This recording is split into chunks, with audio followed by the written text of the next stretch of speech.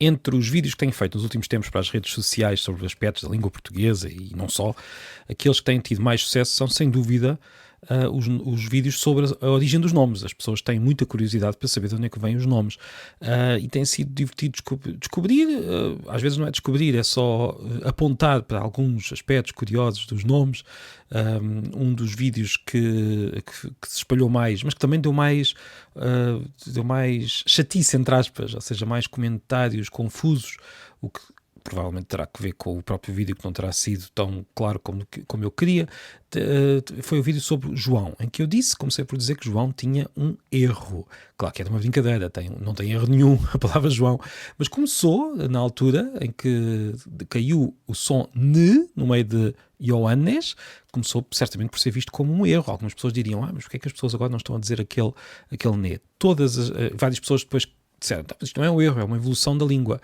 Claro que é uma evolução da língua. Aquilo que nós vemos como erro comum numa língua é um fenómeno coletivo que é, digamos, a definição de evolução da língua. A língua evolui no sentido em que muda, porque o conjunto de falantes começa a fazer algo diferente daquilo que fazia antes. E, portanto, no caso das palavras que tinham ne no meio de vogais, a certa altura, provavelmente ali por volta do século VI, VII, começámos a deixar cair aquele som, e também o som L, e estou a dizer ne e L para não se confundir com as letras. Não estou a falar das letras, estou a falar dos sons. E estas quedas, certamente, que por alguns falantes terão sido vistas como erro, tal como muitas coisas que hoje são vistas como erros comuns, são, na verdade, a língua portuguesa aí por um determinado caminho. E eu disse isto, expliquei isto no vídeo, mas houve muitas pessoas muito intrigadas porque é que eu estava a chamar erro uma coisa que era obviamente a evolução da língua, quando na verdade eu estava simplesmente a explicar que isso, no fundo, é a mesma coisa. Aquilo que nós achamos que é erro é a evolução da língua. Aliás, há listas de erros de latim, escritas enquanto ainda se falava latim, que são, no fundo, as sementes das nossas palavras. Pronto, mas além do João, falei de outros nomes. Hoje, por exemplo, que é ontem, as pessoas estão a ouvir à terça-feira e eu estou a gravar isto no final da segunda-feira. Há pouco fiz um vídeo sobre Nuno, que é um nome relativamente misterioso.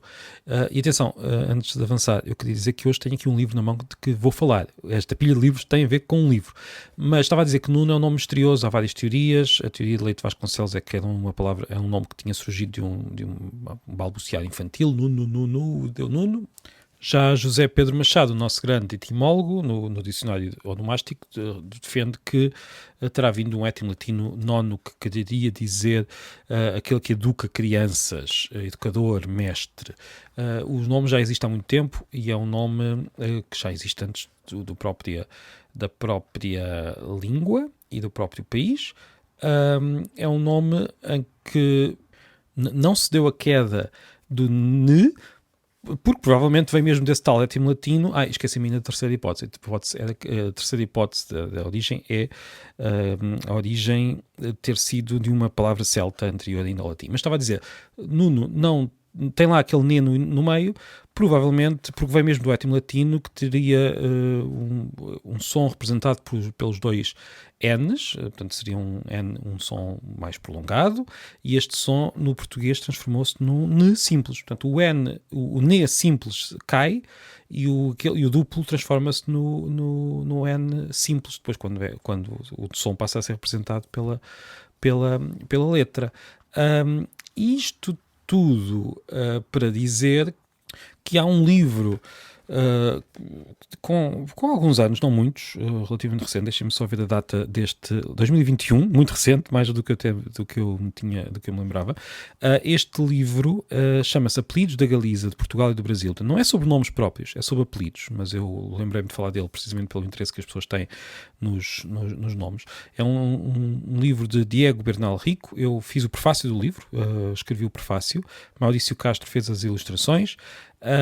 Este livro é sobre os nossos apelidos, nossos, portugueses e galegos, e é um livro muito, muito interessante que nos ensina muito sobre o sistema de nomes e de apelidos da nossa língua.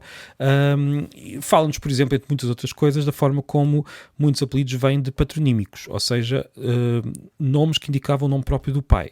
Assim, o filho de Diogo ou Diego seria Dias. Há muitas transformações aqui pelo meio. o filho de Martinho ou Martim ou Martins, o filho de Marco ou Marcos, aliás, de Marcos, que seria o nome mais comum, seria Marques, o filho de Soeiro seria Soares, o filho de Fernando seria Fernandes, o filho de Henrique seria Henriques, e curiosamente o filho de João ou João seria Ianes, e aqui vemos como ainda lá está o Né e está lá o I no som, ainda preservado, quando o nome próprio já mudou para João. O livro Apelidos da Galiza, de Portugal e do Brasil é muito interessante, foi publicado pela Através em 2021 e fica aqui como conselho para quem gosta de nomes e para quem gosta de apelidos e para quem gosta de saber um pouco mais sobre a nossa língua.